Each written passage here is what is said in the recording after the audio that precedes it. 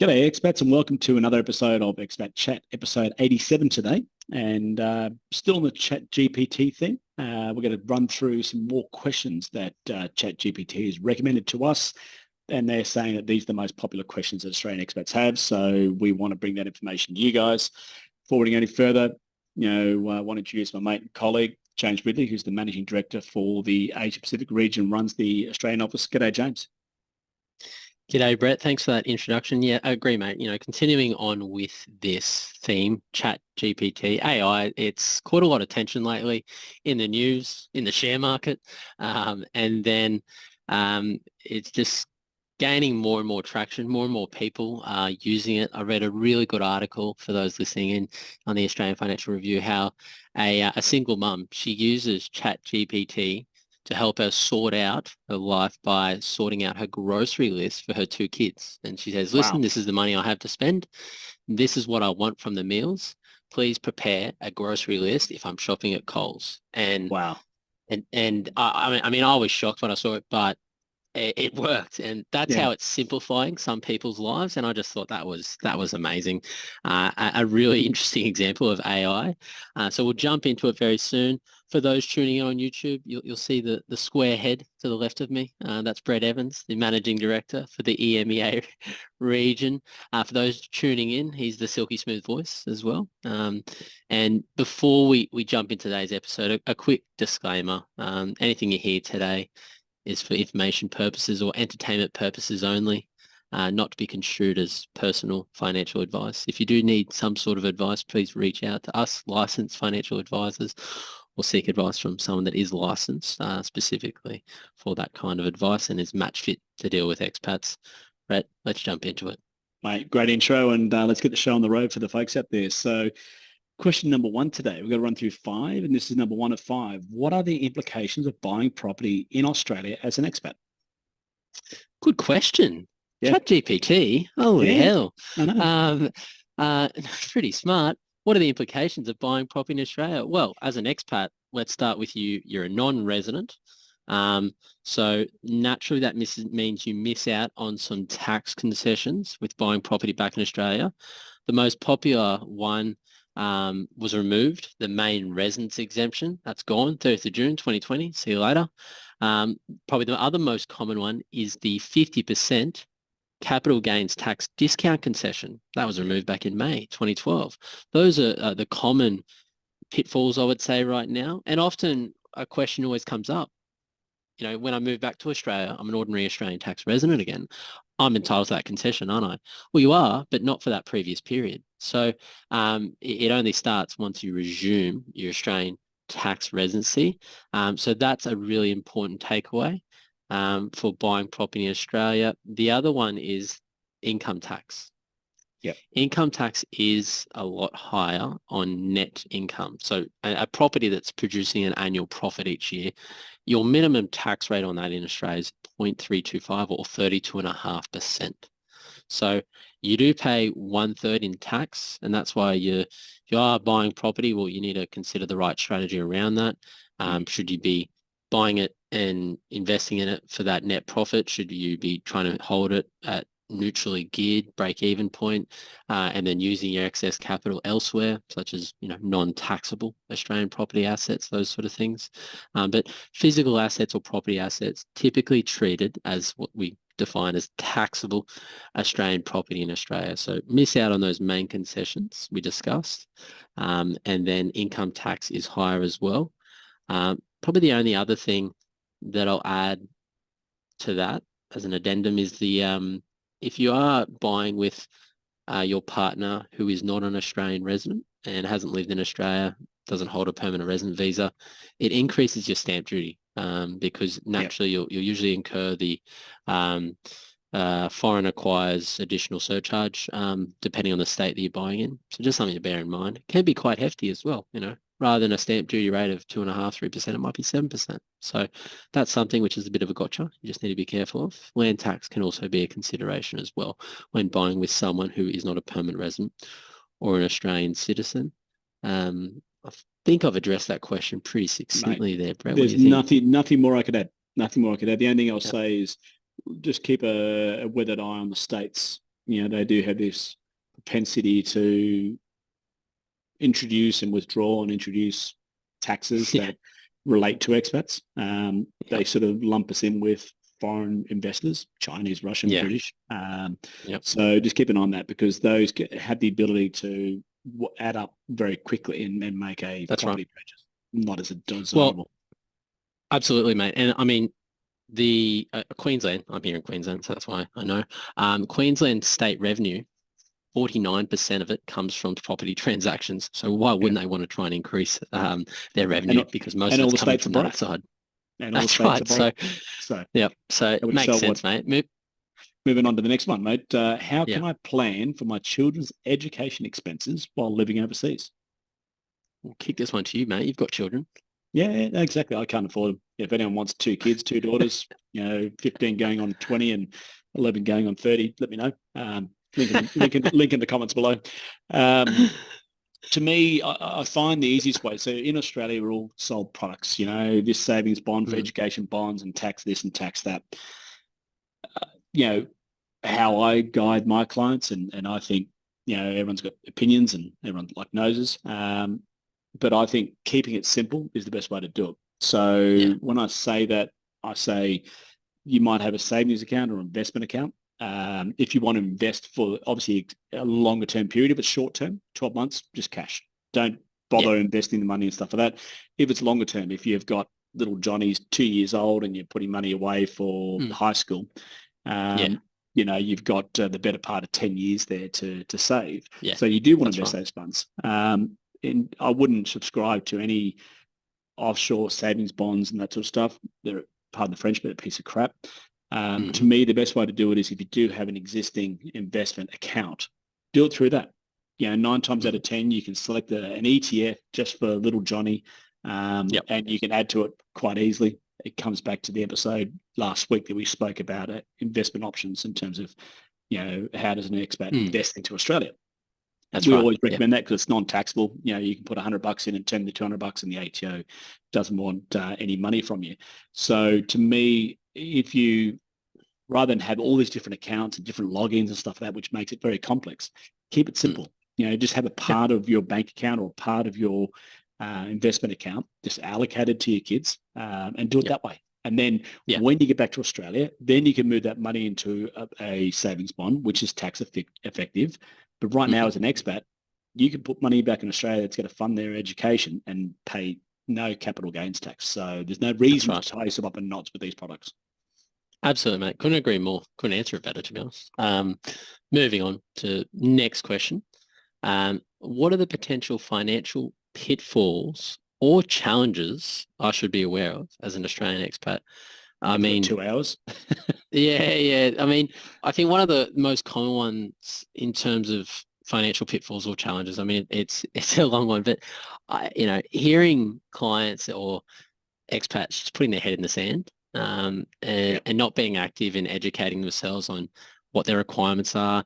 A lot of the time, tax returns, not even lodging your final tax return when you leave Australia, you got HEX debt, all those sort of things, and then going, shit, I've got to do 5 years worth of catch-ups. I've got HEX repayments. That, so I would say that's easily a financial pitfall because we might forget we have a HEX and we should have been doing HEX lodgement repayments. Or HEX lodgements, I should say, for the purpose of a repayment. And now we've got 3 overdue, which means we might actually owe the ATO, 5, 10, 15, 30 grand. And then it's a rude shock.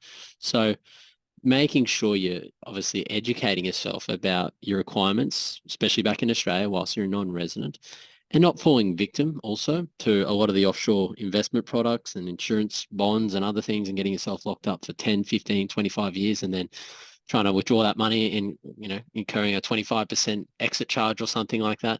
That's really important, I reckon. Another financial pitfall or challenge, managing currency.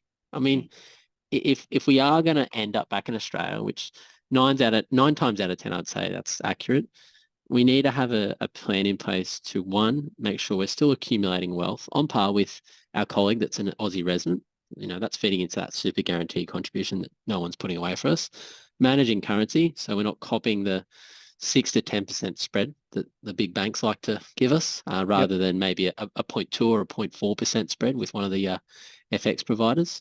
So having a plan around managing currency, so you're maximizing that money whilst you're overseas as well. That's just a few that I can think of. I'm sure there's a lot more we can delve into. Look, to me, there's three things, and they're sort of an addendum to what you've discussed. Number Yeah. one, especially being based in the Middle East, if you get approached by a international or British, and I use those words in inverted commas, firm with a smooth talking person trying to sell you financial products, run. Now, any company that has to reach out to you to sell you something, it's not good. If you recognize a problem that you have, you research it and reach out to them, different story. Narrative's quite different. So don't sign up to any financial products that certainly aren't designed and catered towards expats, Australian expats. They might say, well, we specialize in expats. They probably have 50 different nationality expats. They're not expat specialists. They're not. Nope. So that'd be number one, because every day I meet people, it's a mess. It's a disaster. Number two, just going on to what you were saying before, to me, there's four risks that an expat has to deal with. Currency risk, geopolitical risk, sovereignty risk, and legislative risk. Currency risk, you nailed that on the head.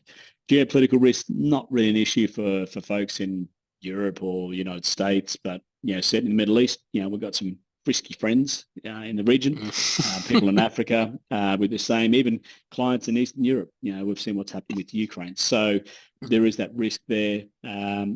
The third one is obviously sovereignty risk. When there's a change of government, you need to make sure that, that's something you're managing. And last one's legislative risk. So to me, I would say those are the things you need to be aware of as an expat.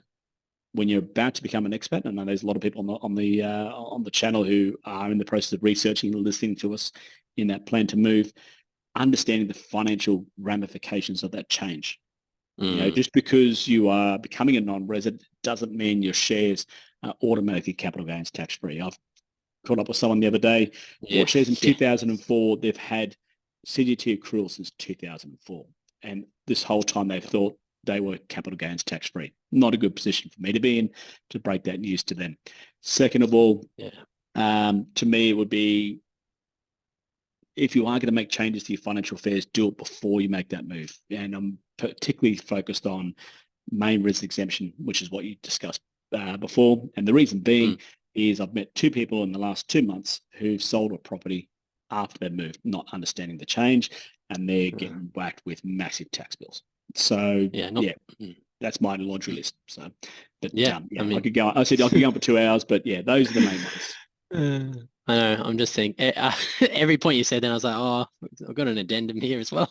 I know. We could get out some rabbit holes there. So that's okay. That's okay. That's a good starter for ChatGPT. I mean, the next question.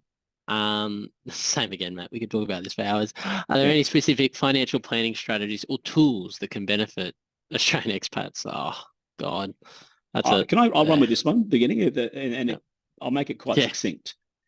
When you leave Australia, you need to take the akubra off and don the headwear of whatever country you're moving to. I live in the UAE, so I don the kandura. The reason I say that is I am, from a tax point of view, treated the same way as an Emirati as far as Australia is concerned. So you need to map and technically exploit the benefits open to an Emirati that aren't open to an Australian tax resident, and vice versa. You don't manage your Australian financial affairs like an Australian tax resident. Will you get a result? Yeah, you will, but it'll be a bastardized 70% result. It won't be 100%. So to me, if you're looking at specific strategies, you need to look at it almost in reverse and demarcate your financial planning strategy based on jurisdiction and milestones. So between now and when you return to Australia, you do X. And then when you return to Australia, you do Y. Don't be lazy. Don't try and combine the whole thing in one go, because you will not get the best result. No, I agree. Absolutely. And every jurisdiction is different in terms of its local tax rules, legislation. I'm biased towards the US because that's where a lot of my clients are, and the IRS is the worst. And then you got state taxes on top of that. There's hidden little exit taxes as well. So yes, doing your research based on you being in that country, absolute must. The other thing I'll say too is don't just assume because your friend who's also an Aussie expat in Germany you should do the same as when you're living in Copenhagen, for example. Two very different jurisdictions. You know, Copenhagen and Denmark, if you've got Australian ETFs, you'll get slammed on mark-to-market on unrealized gains, whereas in Germany you don't. Yeah. So in terms of specific financial planning, we could talk for hours, but to me, it really comes back to, you know, you need to map to your local jurisdiction. And then what we call two-dimensional advice, how does that interrelate with the Australian side? And focus on that. Yep, absolutely, mate. Last question from ChatGPT for today. How can I manage currency fluctuations and minimize the impact on my finances? Sort of talked about that before. 3 letters, 3 letters. Yeah. Yeah. DCA. I mean, yeah, that's exactly right. So dollar cost averaging is what we love, whether it's applied to currency, whether it's applied to an investment strategy, hell, even paying down some debt. It's a form of dollar cost averaging technically. But with dollar cost averaging, if you're saving regularly and you have a monthly surplus or weekly surplus from your salary and you're sending that money back to Australia, if you're sending that money back, say, on a monthly basis, okay, well, you're locking in the currency rate at that point in time, which will be different to the currency rate in a month's time because, as we know, currency markets, they move 24/7. They don't rest. So by taking a dollar cost averaging approach to handling currency, it helps smooth out that volatility. And therefore, you're going to have a much better average FX rate rather than probably trying to time the market because, you know, I suppose forecasting should only be for weathermen, to be honest. It shouldn't be for trying to time and work out the FX rate and all those sort of things. But with that in mind, dollar cost averaging is probably the best way to manage the changes in currency and fluctuations that happen. Yeah, absolutely. What I think it does do, it takes the emotion out of it. So we all like to think we're guns at whatever we do, you know, whether it's riding a bike, playing tennis, playing golf, transferring money, work, you know, we always back ourselves. So when you look at making a transfer, you think, no, it's got to go a bit lower. Perspective is everything. And to me, when you take the emotion out of it and you're just like a robot on the 15th every month or the 25th or whatever payday is, making that transfer, locking in, not even thinking about it, with almost like the peace of mind knowing that you will pay high and pay low at the same time. But on average, you're there. What you're doing is you're removing the risk, that sort of gambling risk of missing the boat, because you might make a transfer when wouldn't normally have done it. And then 6 months later, you look back and go, God, that was amazing. How good am I? Yeah. You did it not because you wanted to do it. You did it because you had to do it because you committed to that DCA approach. So that's right. By taking the emotion out of it, you get better results. It's like why professional investors are better than mum and dad investors, because mum and dad investors will panic at the bottom and buy in at the top, whereas professional investors will take that bottom approach as an opportunity and maybe take profits on the top. So we don't let emotion come into the equation. It comes into being a very disciplined, almost an Excel spreadsheet approach to how you manage your money. It does, and I've given an example before, and I'm going to give it right now again, just to harp on about it. So I recently went on a holiday. I was over in Italy, and obviously the currency to be used is euros. We booked the holiday well in advance. So last year, about a year ago actually, as soon as we booked that holiday, every month I was converting AUD to euro. So I didn't want to be in a position where just before the holiday, I had to convert AUD to euro. I have no idea what. Yep, I have no idea what the FX rate is going to be just before we hop on the plane. So I said, stuff that. Every month, I'm going to do some dollar cost averaging. You know, move our AUD holiday fund into obviously the euro fund. Yep. When I started doing that, the Australian dollar was trading at 67 cents to a euro. It went up briefly, 68, 69, and then it started to track south, went 65, 64, 63, 62. Just before we hopped on the flight, the exchange rate bounced down to 60 cents. I was very happy with my decision to be dollar cost averaging because we didn't need to transfer any more money while we're over there, which was great. And If I had done the opposite, I would have locked in only 60 cents. So by doing so, I had probably an average FX rate there, probably about 63, 64, probably closer to 64 versus the 60 cents. So I pat myself on the back because it was the best strategy. Dollar cost averaging helps smooth out that FX rate, and it's the best way to handle those currency fluctuations. Right, I think, yeah, I can't add into that. I think it's perfect. To me, it really comes back to time, whether it's investing, transfers and stuff, is your friend as an investor. And if you can use it to your advantage, you'll look like a genius. Yep. Thank you. So, appreciate that. Done. And I think on that high level, I think we can go any further there. So I think we'll wrap it up there. James the genius, everyone. We all know that anyway. You've been listening to him. So, mate, let's let these folks get on with their day or get on to another episode. Yep. Thanks very much, James. And we'll see you on the next episode, mate. Thanks, guys. Thanks for tuning in, as always. Please rate, review, send us a like, pass it on to your neighbours, and we'll see you on the next episode. Thanks, Brett. Cheers. Thanks, guys.